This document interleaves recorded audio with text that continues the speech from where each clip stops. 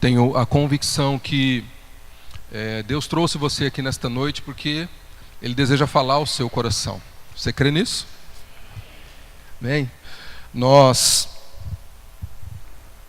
Só quero reforçar o convite que o pastor Vinícius fez a respeito do próximo sábado, não é? Então,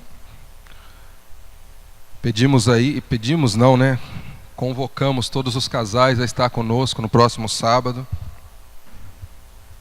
para juntos termos um tempo de adoração, um tempo de crescimento, um tempo de qualidade na presença de Deus. Amém, queridos?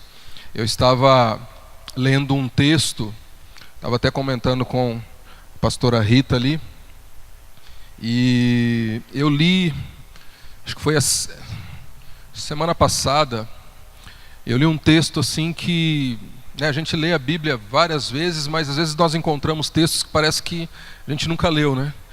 E eu li um texto assim que muito forte falou ao meu coração, lá no Salmo número 11, o verso número 3, quando o salmista Davi ele diz assim: se os fundamentos forem destruídos, o que pode fazer o justo?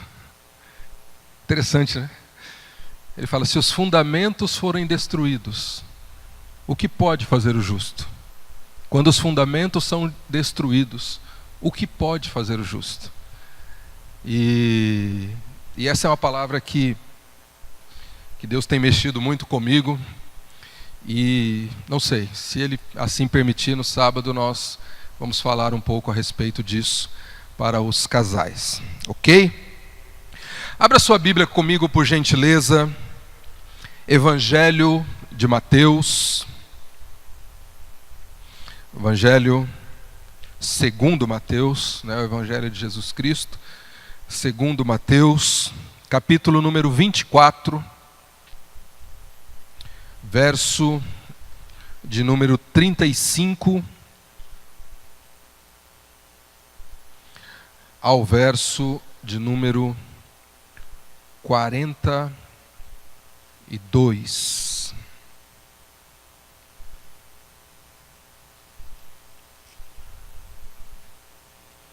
Mateus, capítulo de número 24, 35 ao 42. Eu gostaria de ler com vocês esse texto. Diz assim, acharam aí? Diz assim: passará o céu e a terra, porém as minhas palavras não passarão. Mas a respeito daquele dia e hora, ninguém sabe, nem os anjos nos céus, nem o Filho, senão o Pai. Pois assim como foi nos dias de Noé, também será a vinda do Filho do Homem. Porquanto, assim como nos dias anteriores ao dilúvio, comiam e bebiam, casavam e davam-se em casamento, até ao dia em que Noé entrou na arca. Diga comigo, entrou na arca. E não o perceberam, senão quando veio o dilúvio e os levou a todos. Assim será também a vinda do Filho do Homem. Então 2 estarão no campo, um será tomado, o outro deixado, 2 estarão trabalhando no moinho, uma será tomada, a outra deixada. Portanto, vigiai, porque não sabeis em que dia vem o Senhor. Amém ou não? Forte esse texto, né? Forte. Eu gostaria de nesta noite falar um pouco com a igreja, e eu prometo falar pouco mesmo, porque teve um irmão da igreja ontem que me judiou, foi jogar tênis comigo e me judiou de mim, irmão, mas judiou sem dó. Deixa ele. Está aqui, deixa ele. E judiou de mim lá, né, Gustavo? Terrível. Mas estou à base de analgésico hoje aqui para poder ficar em pé, está doendo tudo. Mas eu gostaria de falar com você um pouco a respeito da igreja. Diga comigo, a igreja. Não falar a respeito da igreja, a igreja eu e você, porque nós somos a igreja de Cristo, sim ou não? Somos a igreja de Cristo. Mas eu gostaria de falar sobre a igreja estrutura, a igreja instituição, a igreja organização, a igreja como meio de vida que nós temos, como opção que nós temos. Jesus aqui ele começa falando a respeito da sua vinda. Jesus aqui começa falando sobre algo que vai acontecer. E eu quero abrir um parênteses aqui, queridos, que tem muita mãe de Ná aí falando que vai ser amanhã, que vai ser depois de amanhã, que vai ser daqui 10 dias, 15 dias, não sei, daqui 10 anos. Eu me lembro, em 1989, eu tinha... em 1999, todo mundo falava que 2000 chegará, de 2000 não passará. Não é verdade? Todo mundo falava, a hora que chegar o ano 2000, vai acabar o mundo. E houve uma apreensão, né? E existia, pessoal que entende de informática, existia uma preocupação com a virada do milênio, e o que ia acontecer com os computadores, e aí surgiram uma série de pregadores dizendo e fazendo afirmações escatológicas humanas, dizendo, vai ser em 2000. Irmão, e teve gente que enlouqueceu em 2000, 99 para 2000, né? E vende carro e não sei o quê, não põe dinheiro na poupança, arranca seu dinheiro, faz isso, faz aquilo, e o povo endoidou. E nós já estamos em 2018, não é verdade? Jesus disse assim que o momento da sua vinda, ninguém sabe, a não ser o Pai. Jesus Cristo afirma que os anjos não sabem, Ele não sabe, apenas o Pai sabe o momento da sua vinda, o momento que Ele virá. Mas Jesus diz assim, olha, fiquem atentos, porque assim como ninguém sabe quando será esse momento, muitos podem ser pegos de, diga comigo, surpresa. Surpresa, seremos pegos de surpresa. E Ele está dizendo assim como foi nos dias de Noé, ninguém se apercebeu, a não ser quando vieram o quê? A chuva. Quando veio o dilúvio. Quando perceberam, dia de Moisés, não, dia de Noé, né? Nos dias de Noé, quando perceberam, Noé já estava dentro da arca, as águas vieram e a humanidade então pereceu. A humanidade pereceu. E o interessante aqui é que ele diz assim que os céus passarão, mas as suas palavras não hão de passar. Quantos aqui já viajaram de avião? Levanta a mão. Viajaram de avião. Gostoso, não é gostoso? Dá medo, mas é gostoso. Quando você vai fazer uma viagem de avião, diferente de um terminal rodoviário, você chega num aeroporto, o aeroporto de Guarulhos, por exemplo, que é um aeroporto, né, extremamente movimentado. Você chega no aeroporto, é um mar de gente, é gente para todo lado, andando para lá, andando para cá, com bagagem, com criança, com cachorro, é uma confusão.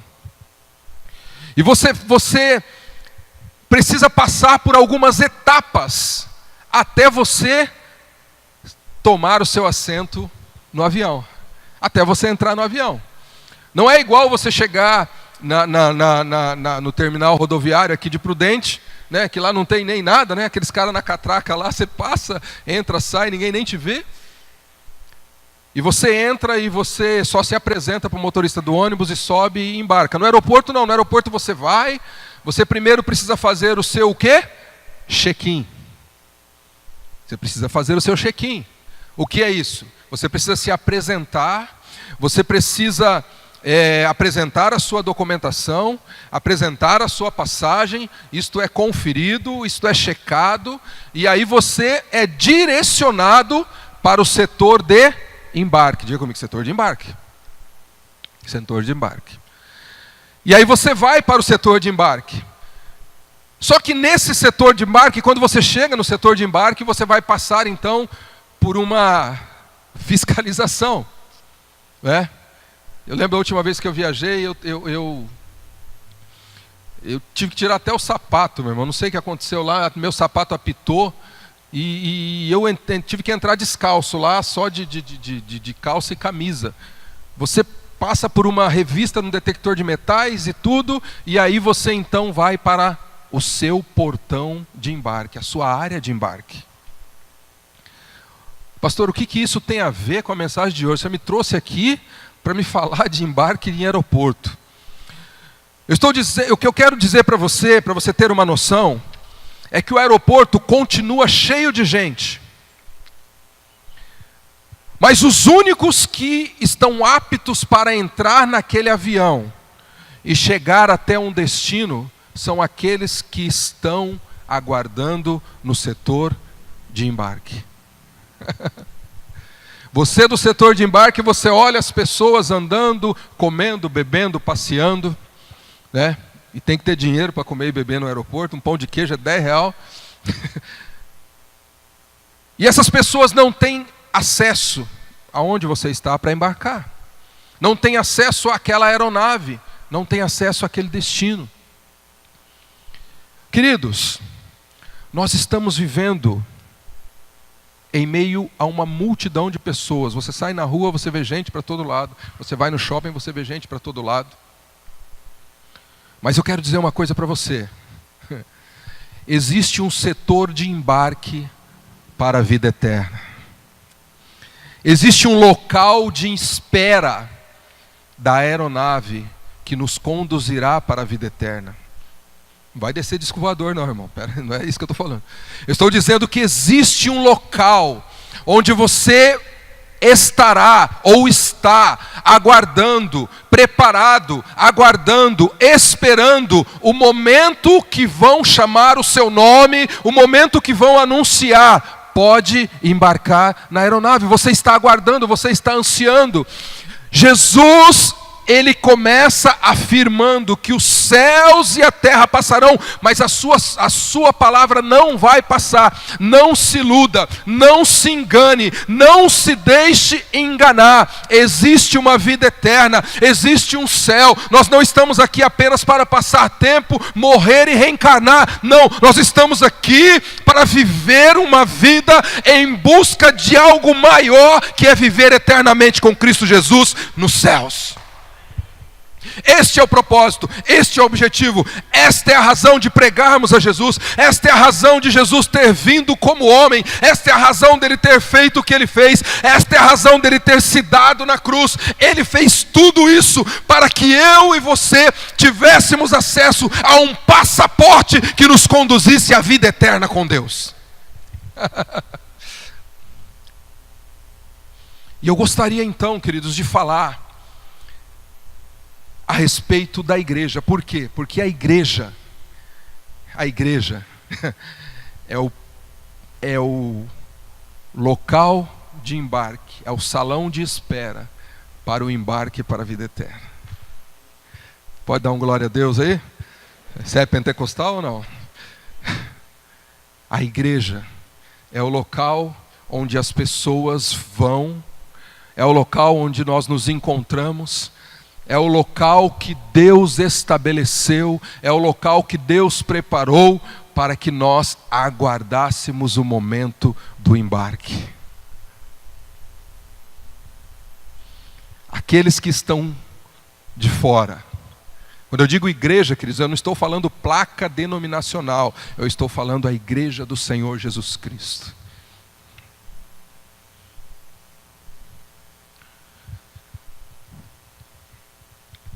O texto que nós lemos, Jesus Cristo faz uma comparação com os dias de Noé. Diga comigo, os dias de Noé. Para nós entendermos então um pouquinho, vamos lá para Gênesis capítulo número 6.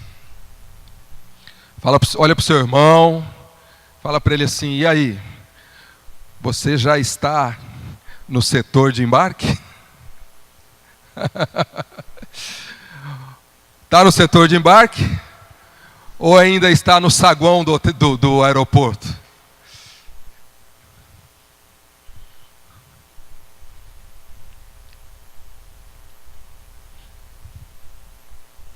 Gênesis capítulo 6.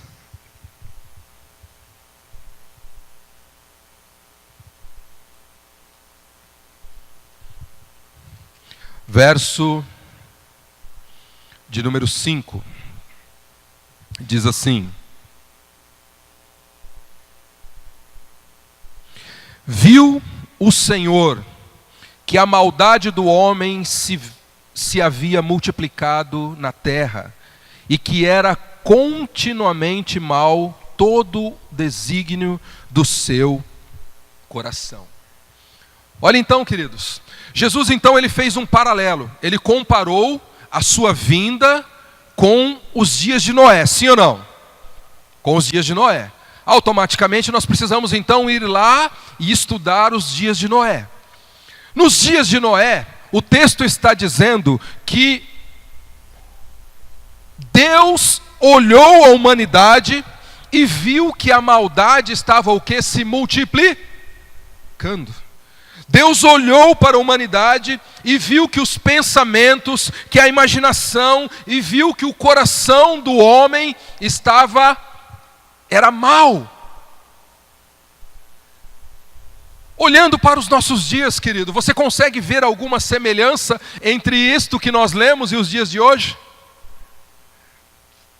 Existe alguma diferença entre o que nós lemos aqui e os dias de hoje? Hoje nós ligamos os jornais, olhamos na internet, as notícias que nós vemos são as piores possíveis. As pessoas se degladiando, uma passando por cima da outra, para obter melhor resultado, para ter melhor sucesso, para ter melhor conquista. O homem tirando o recurso da saúde para colocar no próprio bolso, não se importando que as pessoas vão morrer numa fila de hospital. Pai matando filho, filho matando pai.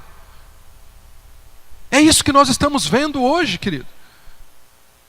A maldade no coração das pessoas. Estamos vendo aí esses casos na televisão, ultimamente aí, as pessoas correndo atrás da mudança do seu próprio corpo, estão morrendo. Estão morrendo.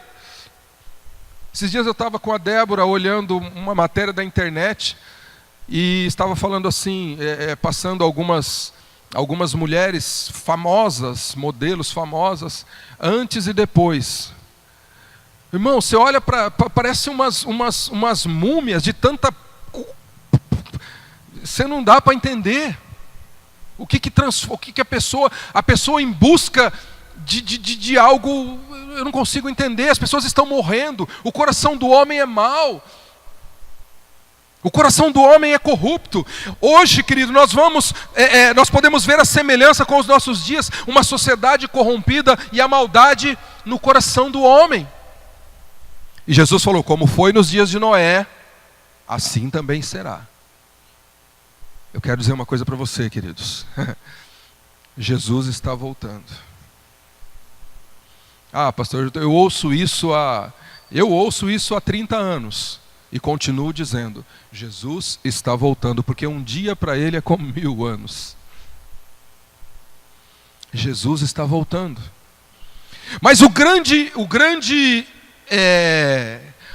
problema dos dias de Noé aqui, e dos nossos dias hoje, é que o texto diz que apesar desta maldade se multiplicando, apesar do ser humano estar completamente corrompido, apesar de tudo aquilo que estava acontecendo, as pessoas não estavam percebendo o que estava acontecendo, queridos. Eu quero dizer uma coisa para você, muitas vezes nós estamos à beira de um abismo, mas nós não percebemos, só percebemos depois que caímos.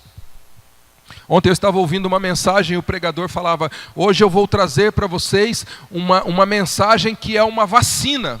O que é uma vacina? A vacina cura? A vacina, ela o quê?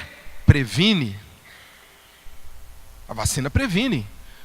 Vai mudar, vamos chegar no inverno, então todo mundo vai tomar vacina de gripe. Para quê? Para não pegar a gripe. Quando nós subimos no púlpito, quando nós pregamos a palavra, quando nós estamos falando, ministrando as verdades contidas na palavra de Deus, querido, nós estamos trazendo para mim, para você, o Senhor está trazendo para nós vacinas, ou seja, meios de prevenção para que não caiamos em engano. Como eu disse para você, o texto que eu tenho lido bastante essa semana, do Salmo número 11, no verso número 2, o salmista diz assim, que os inimigos pegam os seus arcos, preparam as suas flechas e às escondidas atiram flechas no coração dos justos. Nós não sabemos o que está acontecendo, nós precisamos estar mais atentos. Chacoalha seu irmão e fala assim, se liga aí. Se liga aí. Nos dias de Noé,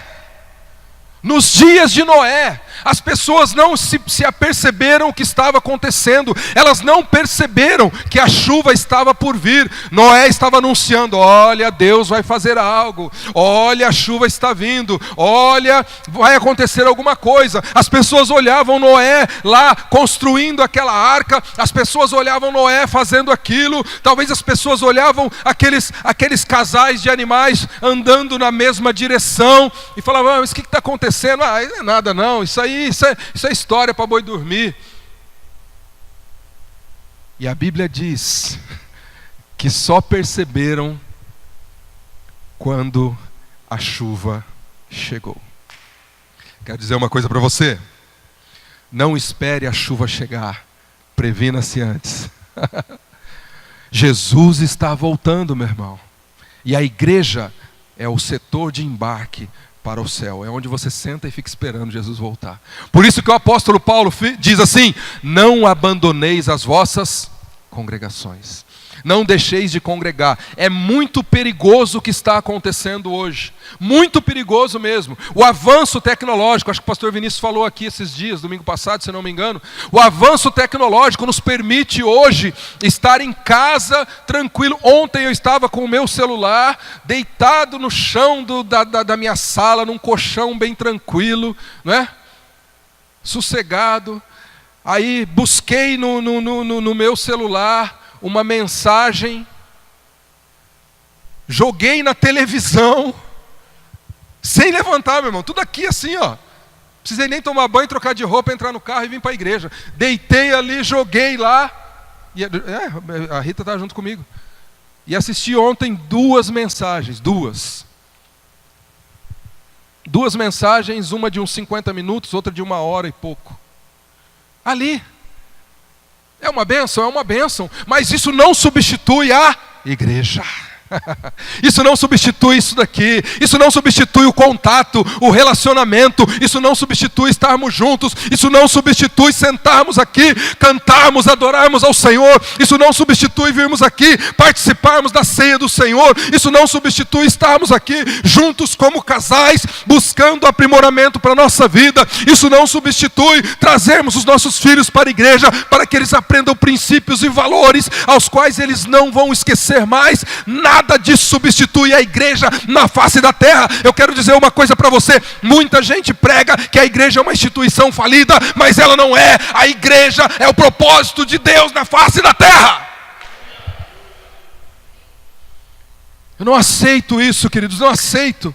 E agora existe um movimento do sem igreja, eu não consigo conceber isso daí. Não, eu não preciso estar numa igreja, pastor, eu não preciso. Eu mando meu dízimo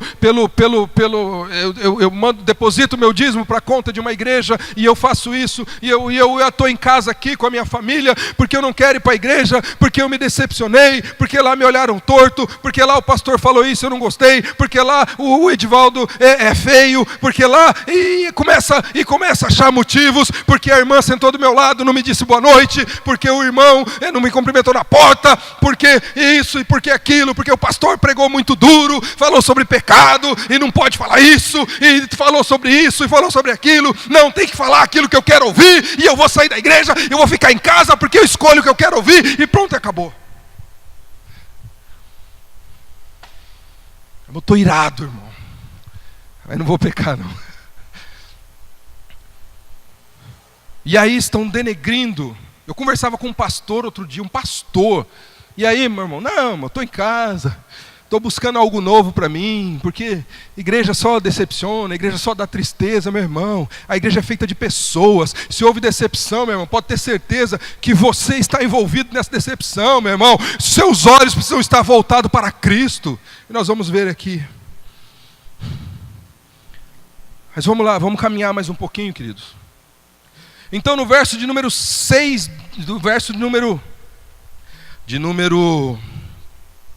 no capítulo número 6 de Gênesis, nós vamos encontrar então Deus tomando uma decisão. Diga comigo, Deus tomou uma decisão. Diga comigo, a decisão foi salvar algumas pessoas.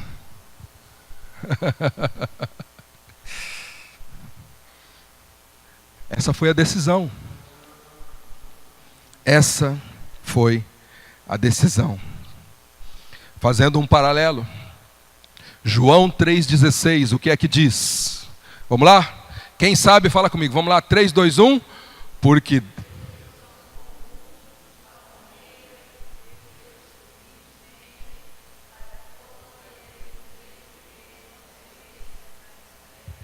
vocês estão colando, né? Ficou fácil, né? Eu vi que começou uns 2, 3, depois engrossou o coro. Mas engrossou o coro é bom, né? Essa foi a decisão de Deus. Deus tomou uma decisão. Tomou uma decisão. E aí então Deus fala para Noé, Noé, agora eu decidi. Acabou, chega, já era, the end, fim. Vou acabar com tudo, vamos começar uma vida nova. Então, Noé, eu vou providenciar um meio de salvar a humanidade. Diga aleluia. Vou providenciar um meio de salvar a humanidade. E aí então, Deus chama Noé e fala assim, Noé, construa uma o quê? Arca. Construa uma arca. E interessante, querido, eu fui estudar a construção da arca, fui estudar a estrutura da arca. E a imagem, quando nós falamos assim na arca de Noé, a primeira coisa que vem na mente, não sei se na de vocês, que são mais novos, mas na minha mente, né, que sou de um tempo mais antigo, na minha mente já vem aquele desenho do Zé Colmeia, que ele viajava numa arca. A arca do Zé Colmeia. Não tinha? Tinha ou não tinha? Tem gente que assistiu sim, não vai querer me deixar sozinho nessa. Tinha uma arca cheia de bicho lá, o Pepe Legal, tinha lá o Leão da Montanha, né? Aquele barcão. E aí, eu tô fazendo vergonha, amor? Aí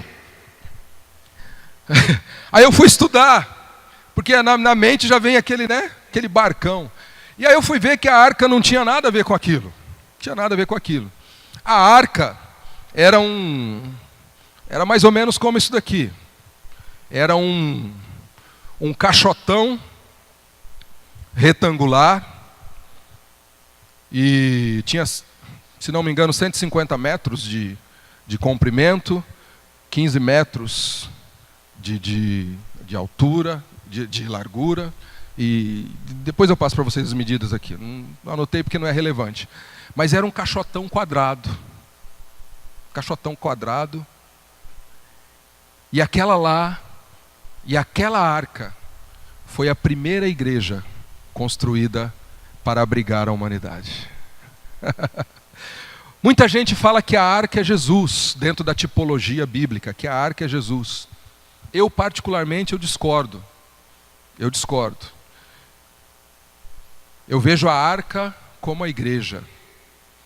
local onde as pessoas se ajuntam, local onde as pessoas esperam, local onde as pessoas estão abrigadas, local onde as pessoas são alimentadas, local onde as pessoas estão aguardando, local onde as pessoas alimentam esperança, local onde as pessoas se relacionam, local onde as pessoas se moldam, local onde as pessoas têm comunhão. Essa é a arca. Nós vamos ver aqui. Ah, pastor, mas eu já ouvi falar que a arca é Jesus. Eu vejo Jesus. Nós vamos ver aqui onde está Jesus. Nós vamos encontrar Jesus aqui na arca. Então Deus manda Noé construir uma arca. Noé constrói uma arca. Noé estabelece a igreja. Diga comigo, a arca. Não, diga a arca é a igreja. É a igreja. Então, Deus estabelece um local de refúgio. Primeiro lugar, primeira lição que eu quero deixar para você hoje. Versículo de número 14 do capítulo 6. Dá uma olhada comigo aí. Capítulo 6, verso de número 14. Diz assim, ó: faze uma arca de tábuas de cipreste, nela farás compartimentos e o calafetarás com betume por dentro e por fora. Olha o verso de número 15. Deste modo a farás, de 300 côvados será o comprimento e tal e tudo mais. E aqui está falando a respeito da arca. Não vou entrar aqui no detalhe da construção para a gente ganhar tempo. Deus fala para Noé, então, construir, e essa é a primeira lição que eu quero dizer para você. Diga comigo, a igreja é local de refúgio. Igreja é local de refúgio. A igreja precisa ser para mim e para você um lugar de refúgio. Um lugar que transmita segurança. Um lugar que nos dê proteção. Ah, pastor, mas você não imagina o que aconteceu comigo lá atrás. Meu irmão, não quero entrar nessa questão com você. E acredito no que possa ter acontecido com você ou com outras pessoas. Mas eu estou dizendo para você que a igreja é um lugar que Deus preparou para te dar segurança. Para te dar segurança, local de refúgio, local de abrigo. Deus fala para Noé, Noé, construa com todo cuidado, com todo carinho, passe betume por fora, por dentro, para que não haja inundação, para que as pessoas estejam protegidas, para que as pessoas estejam guardadas, para que os animais ali não se machuquem, não se percam. Noé, construa compartimentos nessa arca. Isso fala de organização, isso fala de departamentos, isso fala de estrutura organizacional. Queridos, a igreja é uma estrutura que funciona para a glória de Deus. É óbvio que em toda a estrutura conduzida por mãos humanas podem haver falhas. Eu não quero ser hipócrita nesse aspecto, mas eu quero dizer para você que a maneira que Deus estabeleceu, o fundamento, o propósito, o princípio da igreja é para gerar o quê? Proteção. Fale para o seu irmão assim: se você estiver na igreja, você estará protegido. Igreja é proteção. Igreja é proteção. As pessoas cuidam uns dos outros, umas das outras. Ah, pastor, essa é a igreja dos sonhos. Mas é esta igreja que nós estamos construindo. É por esta igreja que nós lutamos, é essa igreja que nós ansiamos. Segundo lugar,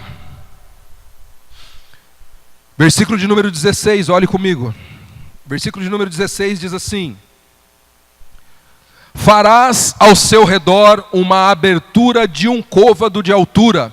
A porta da arca colocarás lateralmente. Farás pavimento na arca, um embaixo, um segundo e um terceiro. O que eu aprendo aqui, querido? Que esta arca, esta igreja que Deus mandou Noé construir, A orientação que Deus deu para Noé foi a seguinte: construa apenas uma porta. Diga comigo, uma porta. Quantas portas tinha a arca? Quantas portas tinha a arca? Tem certeza? Era uma só?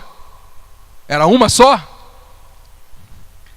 João capítulo 10, verso de número 7. Dá uma olhada na sua Bíblia, por favor. Ou aqui na parede.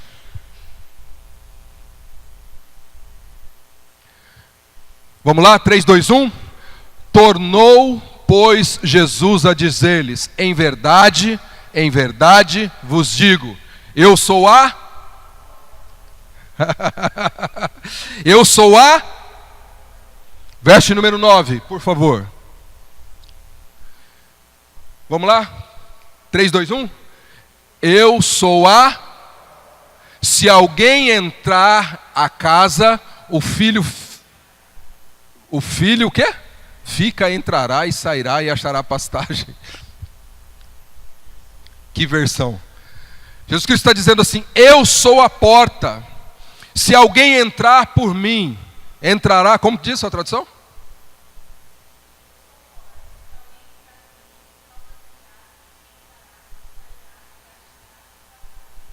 Tem alguma coisa errada. A sua Bíblia está dizendo que quem entrar pela porta se salvará, é isso? É isso mesmo que está dizendo? Isso significa isso significa que Jesus, como a porta, Ele é a sua salvação. Por isso que eu estou dizendo, querido, que Jesus não é a arca, Jesus é a porta da arca, Jesus é a porta da igreja, Jesus é a porta de entrada para a igreja, Jesus é o caminho, Jesus é a verdade, Jesus é a vida, não há outro meio, não há outra, não tem como pular uma janela, não tem como se esgueirar e entrar, porque só existe uma porta de entrada para a salvação, e esta porta chama-se Jesus de Nazaré. Não tem outro, não tem outro, não tem outro, não tem outro, querido. Não se deixe enganar, não se deixe iludir. Só Jesus é a salvação. Jesus Cristo diz: eu sou a porta, eu sou a porta. Não é Pedro, não é Tiago, não é João. Eu sou a porta, eu sou a porta. Aquele que entra por mim salvar-se-á, encontrará pastagem, será farto, será alimentado e herdará a vida eterna. Jesus é a porta da sala de embarque. É lá, e por ali, meu irmão, eu quero dizer uma coisa para você. Na sala de embarque você não entra com nenhum objeto estranho. Você não entra com nada, nenhum objeto estranho. Você só entra com aquilo que é permitido. Você só entra com aquilo que é legal. Você só entra com aquilo que é aprovado. Você só entra para o setor de embarque se você estiver completamente ileso de qualquer coisa que possa causar dolo. Entenderam a analogia do aeroporto com a nossa expectativa?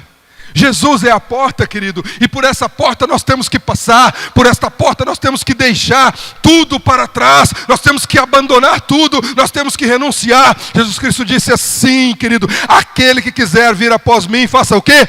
Negue-se a si mesmo, tome cada dia a sua cruz e siga-me. Aleluia, aleluia.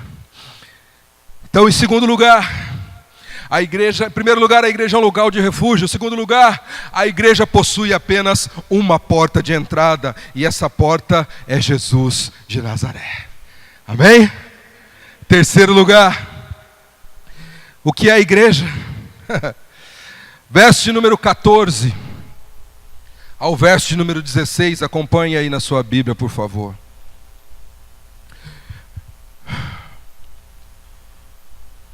Do verso de número 14 ao verso de número 16. Eu não vou ler aqui porque para nós ganharmos tempo. Mas está trazendo as orientações a respeito de como a arca tinha que ser feita. Vou repetir aqui. Deus estava falando para Noé: Noé, você faça a arca assim, faça assim, faça assim, faça assim. O que isso me ensina, querido? Me ensina que a igreja, além de ser um local de refúgio, um local de abrigo, a igreja também é um local onde eu passo a ser cuidado. Diga comigo, cuidado. Cuidado. Por isso nós temos o discipulado. Por isso nós temos o vida de casado. Por isso nós temos os grupos familiares. Porque nós queremos o quê? Cuidar. Diga comigo, cuidar. Queremos cuidar. Somos perfeitos? Você é, pastor? Eu também não sou, eu acho que eu não sou, não. Mas nós nos esforçamos juntos, não é, pastor Roberto? Para cuidar. Para cuidar. Por isso que o pastor Roberto e o pastor Elaine sai de casa às 5 horas da tarde, chega aqui na igreja às 6 horas da tarde, para dar discipulado para pessoas. Sabe o que é isso? A igreja cuidando, protegendo, dando segurança. Cuidar.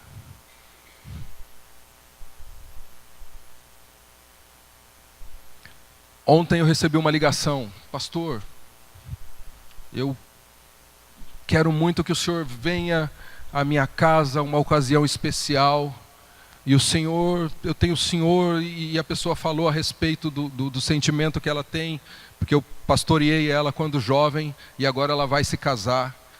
E nós estamos organizando uma festa, e queremos que o senhor venha aqui celebrar essa festa. E eu disse assim: olha, te amo muito, me perdoe, mas eu não posso ir, porque sábado que vem eu tenho um compromisso com os casais na minha igreja.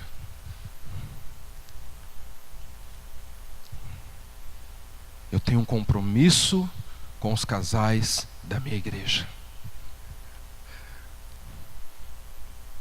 E ainda que venha eu e a pastora Rita, eu vou pregar para ela. A igreja, ela tem esse comprometimento de cuidar, não é? De cuidar, de proteger, de zelar. Continuando aqui, queridos. Verso número 16, leia comigo, por favor. Verso número 16 diz assim: farás ao seu redor uma abertura de um côvado de altura, a porta da arca colocarás lateralmente, farás o pavimento na arca, um embaixo, um segundo e um terceiro. Verso de número... Cadê minha anotação aqui? Achei. Preste atenção. Nós vimos aqui que essa arca, ou esta igreja, ela tinha quantas portas? Quantas portas? Uma. Pastor, como é que esse pessoal ficou, esse povo todo ficou lá dentro? Noé, sua família, 8 adultos mais as crianças,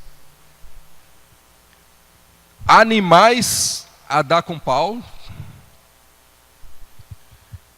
e só tinha uma porta.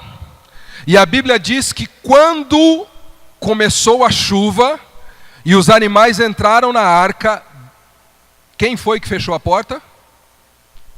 Quem foi que fechou a porta? Nós vamos ver então depois. A porta foi fechada pelo lado de fora. Olha que coisa, irmão. Forte, né? A porta foi fechada pelo lado de fora. Se você olhar friamente, você vai falar: o que é isso? Deus preparou um suicídio coletivo. Jogou todo mundo dentro da arca, trancou para o lado de fora, uma porta só e acabou. Não. Deus fala para Noé assim: Noé, no alto da arca, faça uma janela, apontando para o céu. Sabe o que eu aprendo aqui, querido? Que a igreja, além de ser um local de refúgio, a igreja, além de ser o local de espera para a vida eterna, a igreja, além de ser o local onde nós somos cuidados, a igreja também é o local onde nós encontramos esperança. Eu fico imaginando aquelas pessoas dentro daquela arca, o barulho de chuva lá fora, chuva, 40 dias e 40 noites, chovendo, não tinham janelas laterais, ou seja, eles não conseguiam enxergar o que estava acontecendo, queridos, eles não conseguiam ver o que estava acontecendo em volta. Sabe por quê? Porque eles tinham, se eles quisessem ver alguma coisa, pensar em alguma coisa, imaginar alguma coisa, eles tinham que olhar para o alto, olhar para o céu, para aquela pequena janela e acreditar que algo ia acontecer vindo lá do céu. Acreditar que Deus estava no controle, acreditar que Deus estava cuidando, acreditar que Deus não tinha abandonado. Quando eles olhavam para aquela janela e olhavam o céu, ainda que enegrecido, eles tinham a certeza: Deus não me abandonou. Por isso Deus falou para Noé: Noé, deixa uma janela aberta, e vocês olhem por aquela janela, e vocês contemplem os céus, e acreditem, eu estou olhando para vocês, querido. O nosso grande problema é que nós colocamos a nossa expectativa nas coisas que estão ao nosso redor, mas a Bíblia diz: olhai para Ele e sereis iluminados. A Bíblia diz: olhando firmemente para o autor e consumador da nossa fé. Nós temos que olhar para Jesus, nós temos que olhar para o céu. Não olhamos as circunstâncias, mas olhamos pela fé naquele que tem o poder para fazer todas as coisas. Jesus de Nazaré, Ele está à direita do Pai, Ele está olhando por você, Ele não te abandonou, Ele é o teu Senhor e o teu Salvador, Ele é a nossa esperança. Não há outro, não há outro, não há outro. Uns confiam em homens, uns confiam em cavaleiros, mas nós confiamos no nosso Senhor. Sabe por que nos decepcionamos? Porque estabelecemos a nossa confiança em pessoas, estabelecemos a nossa confiança no nosso dinheiro, estabelecemos a nossa confiança no nosso emprego, estabelecemos a nossa confiança nos nossos diplomas universitários, estabelecemos a nossa confiança na força do nosso braço. A nossa confiança precisa estar no Deus Todo-Poderoso e no seu Filho, que é o caminho, a verdade e a vida.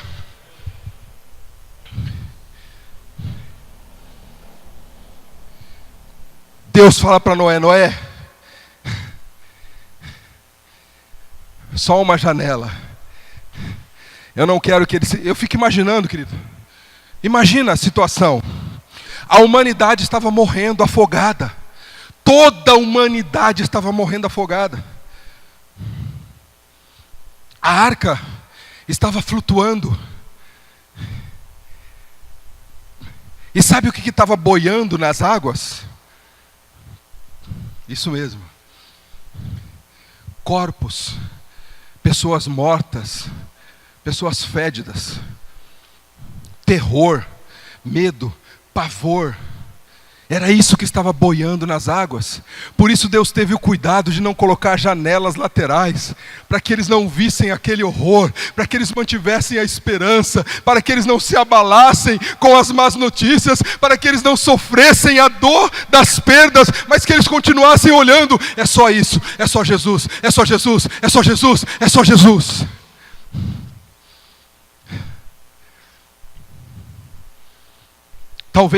Talvez o cheiro da morte até entrasse lá dentro, mas eles não conseguiam ver. Sabe por quê?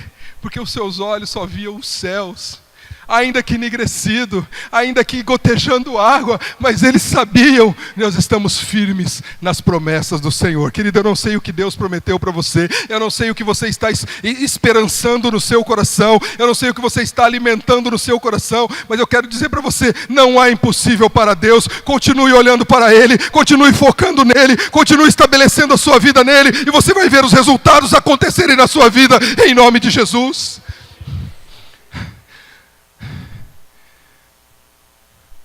As pessoas se distraem, nós nos distraímos, nós achamos tudo normal, nós nos acomodamos, não é verdade? Nos acomodamos, aquilo que era o problema para nós já não passa a ser mais. Não, isso é normal, não tem problema, isso é assim. Eu estava pensando, não é? Algumas coisas que para os meus pais eram absurdos. Para mim, quando tinha 15 anos, era normal. Ah, pai, que isso? Isso aí não é... E hoje, algumas coisas que para mim não são normais, os meus filhos falam assim, não, pai, não é assim, não. Não é desse jeito. Vocês reparem que a cada geração, nós vamos ficando mais complacentes com aquilo que Deus estabelece como errado. Queridos, esse livro aqui foi escrito há mais de não sei quantos mil anos atrás. E não foi mudado uma vírgula do que está escrito. Então, se está escrito que, que determinada coisa é errada, ela continua sendo errada. Passe o tempo que passar.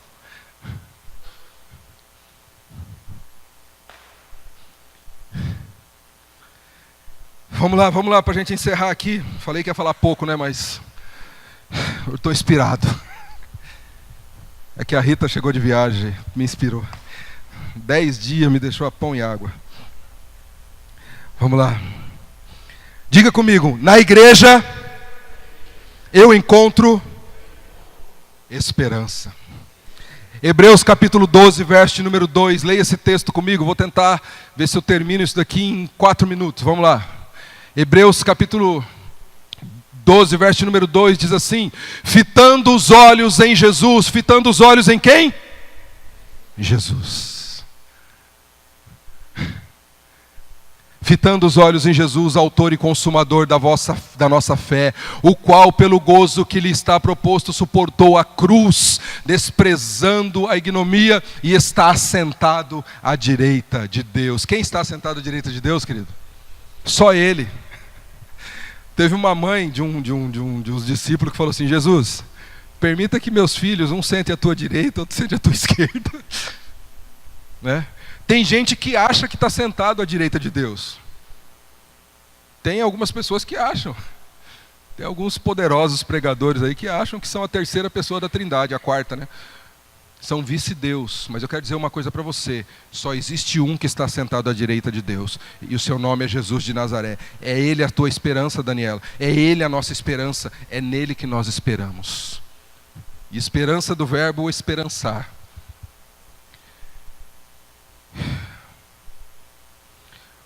Último lugar, versículo de número 21. Dá uma olhada aí, queridos. Capítulo 6, verso número 21. Leva contigo de tudo que se come, ajunta-o contigo, ser-te-á para alimento, a ti e a eles. Sabe o que eu entendo aqui, querido? Em último lugar, que a igreja é o local onde encontramos o alimento necessário para a nossa subsistência. Diga comigo, na igreja eu encontro alimento saudável para a minha vida. É na igreja, meu irmão. Não é na roda dos escarnecedores. Não é na rodinha contando piadas. É na igreja que você encontra. Sabe o que eu fico pensando, queridos, quando eu vejo essa questão de alimento? Eu fico pensando em Noé, seus genros, seus filhos e suas noras, alimentando aqueles animais todos. Eu não sei como foi isso aí, né? Os zootecnistas aí, os entendidos da coisa aí, né? Eu não sei como foi, mas eu sei que aconteceu. Mas sabe o que me chama a atenção, queridos? E eu quero fechar aqui com essa questão. A igreja é uma coisa muito, muito louca.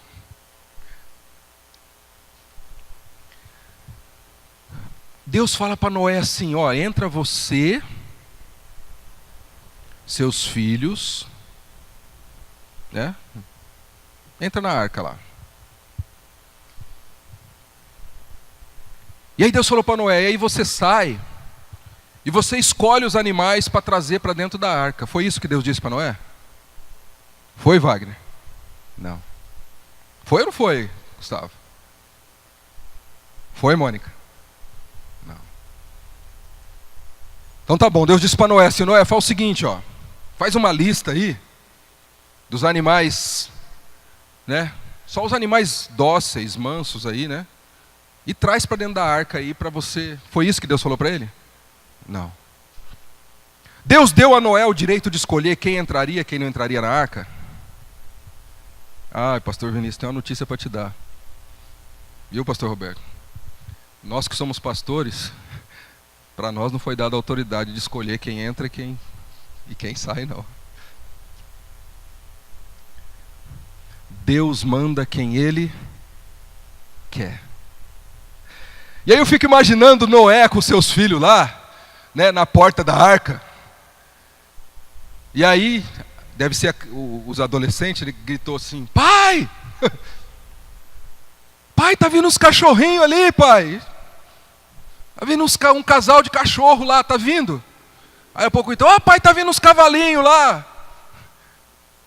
Aí de repente alguém grita assim, pai, tá vindo um casal de lobo. Vô, tá vindo um casal de serpente. Vô, tá vindo um casal de onça pintada, tá vindo um casal de leão. Vô. Sabe o que eu aprendo aqui, querido? Deus nos chama como nós somos. Mas quando entramos dentro da arca, nós nos comportamos como Ele quer. Entraram dentro da arca ovelha e lobo, entrou dentro da arca serpente, entrou dentro da arca leão, entrou dentro da arca, sei lá, falam os bichos, a hiena. Eu fico imaginando a hiena, meu irmão, a hiena mata rindo. Entrou dentro da arca. Ou seja, Deus não anula a nossa natureza. Eu quero dizer para você, querido, eu e você, nós temos a nossa natureza, temos a nossa personalidade, nós temos isso dentro de nós, querido. Mas nós precisamos entender uma coisa, que quando nós passamos pela porta, nós precisamos submeter a nossa natureza à natureza divina. Nós precisamos submeter o nosso querer ao querer divino. Eu imagino aqueles animais todos juntos, por que eles não se mataram? Responde para mim, Dani, você que é uma menina cheia de diplomas. Por que esses animais não se mataram dentro da arca?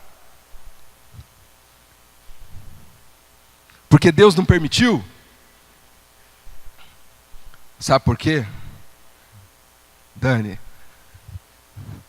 senhores e senhoras, porque quando nós aceitamos o chamado de Jesus, nós renunciamos à nossa natureza. E nós abrimos mão da nossa vontade para fazer a vontade de Deus. Ah, eu queria esganar. Não, mas eu não posso mais. Então eu vou me controlar. Eu vou contar até 10. Eu vou me submeter. Eu fico imaginando o lobo olhando para a ovelha. E vai chovendo, e passa um dia, e passa outro, e o estômago ronca, e ele olha, a minha natureza é destruir a ovelha, a minha natureza é fazer isso, a hiena, a minha natureza é rir da desgraça dos outros, a minha natureza é fazer chacota com as coisas que estão acontecendo, e de repente ela fala assim, não, mas eu não posso mais fazer isso, porque Jesus abriu para mim a porta, eu entrei por esta porta, hoje eu sou nova criatura, as coisas velhas se passaram, tudo se fez novo, eu preciso mudar a minha natureza, eu preciso submeter a minha natureza, eu não vou deixar de ser hiena nunca, mas eu posso deixar esses hábitos que ferem o coração de Deus, e eu vou abandonar por amor ao meu Deus. Irmão, isso é tremendo, isso é revelação. Pegou.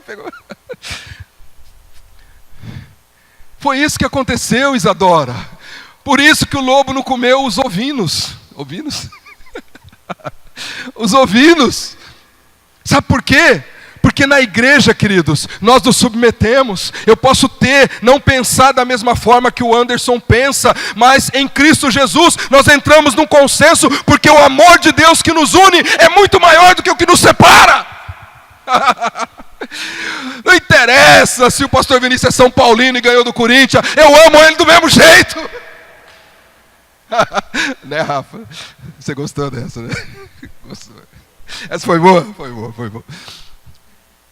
Não importa, queridos, a nossa natureza se submete à natureza de Deus. A nossa natureza se submete, nós temos que submeter. Eu quero dizer uma coisa para você, vou te contar uma novidade. Deus não vai te transformar, é você que submete a sua natureza. A Bíblia diz assim: sujeitai-vos, pois, a Deus.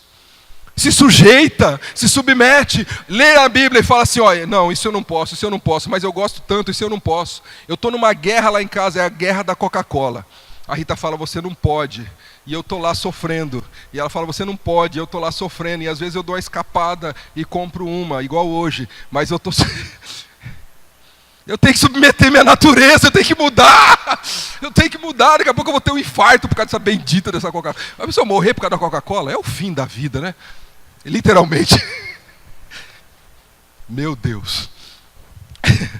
A gente brinca, mas é sério. Por que nós não vencemos? Porque nós não submetemos a nossa natureza. Não é?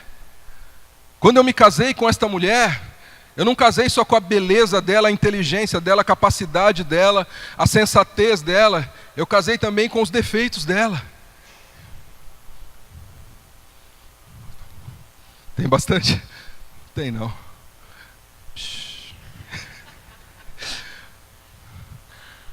E ela com os meus, e são muitos. Mas o que acontece? Edivânia, nós nos submetemos. E quando eu olho a vassoura de bico para baixo, eu falo: oh, Jesus, não tem problema não, vai, deixa a vassoura de bico para baixo. Melhor ser feliz do que ter razão. Não é verdade? É verdade, queridos. Queridos, vamos encerrar. Amém? Eu vim aqui dizer para você que a igreja é o melhor lugar da face da terra.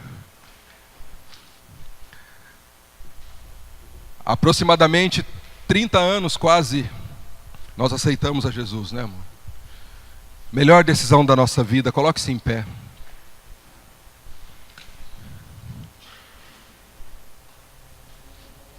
Eu quero dizer para você, queridos, foi na igreja que eu aprendi a ter temor de Deus. Foi na igreja que eu aprendi a buscar a Deus. Foi na igreja que eu aprendi a valorizar as pessoas. Foi na igreja que eu aprendi. Foi na igreja. A igreja é o melhor lugar da face da terra. Amém, queridos? Nós nos reunimos uma vez por semana, no domingo à noite, 2 horas. E às vezes parece que é tão difícil, né? Parece que é tão difícil, né? 2 horinhas. Mais meia hora para se aprontar os homens e 1h30 para se aprontar as mulheres. Vamos colocar aí 3 horas. Hoje eu durmo na sala. Mas é esse tempo que nós gastamos, queridos, para vir adorar ao Senhor. E às vezes nós fazemos disso uma sofrência, né? Não é assim que os mundanos falam? É uma sofrência. A igreja é o melhor lugar da face da terra. Diga comigo: eu estou no setor de embarque. Estou esperando o anjo tocar a trombeta. Aleluia. Aleluia. Preparou um cântico? Cante com a sua voz angelical.